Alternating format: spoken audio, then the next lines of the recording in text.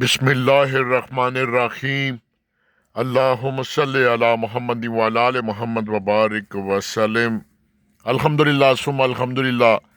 چھٹا روزہ اور اسلام آباد سپورٹس کمپلیکس میں ہوں جی، یہ سامنے آکی اسٹیڈیم ہے۔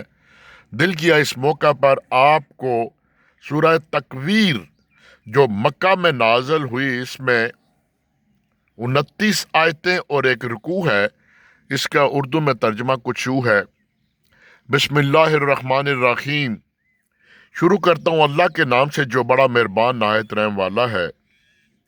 جب سورج لپیٹ دیا جائے گا اور جب ستارے بے نور ہو جائیں گے اور جب پہاڑ چلا دیے جائیں گے اور جب 10 مہینہ کی حاملہ اونٹنیاں کھلی پھریں گی اور جب وحشی جانور جمع کر دیے جائیں گے اور جب سمندر بھڑکا دیے جائیں گے اور جب تمام لوگ جمع کیے جائیں گے اور جب زندہ درگور کی ہوئی لڑکی سے سوال ہوگا کہ وہ کس گناہ کے باعث قتل کی گئی اور جب اعمال نامے کھول دیے جائیں گے اور جب آسمان کی کھال اتار لی جائے گی اور جب دوزخ دہکائی جائے گی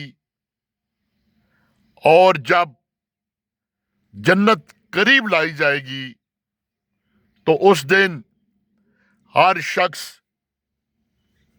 جان لے گا جو کچھ وہ لے کر آیا ہے۔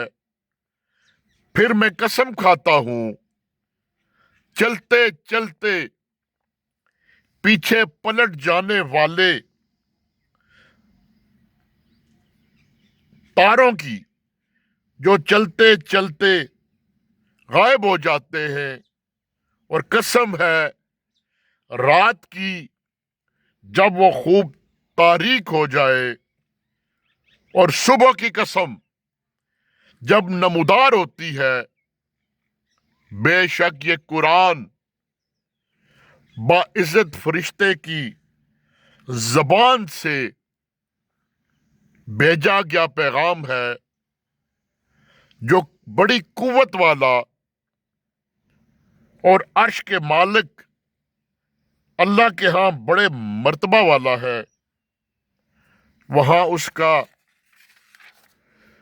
حکم مانا جاتا ہے اور وہ امانت دار ہے، اور تمہارا ساتھی محمد صلی اللہ علیہ وسلم کوئی مجنون نہیں، اور اس نے اس جبرائیل کو آسمان کے روشن کنارے پر دیکھا ہے، اور وہ غائب کی بات بتانے میں ذرا بخل نہیں کرتا، اور یہ قرآن کسی شیطان مردود کا کلام نہیں۔ پھر تم کدھر بہکے پھرتے ہو؟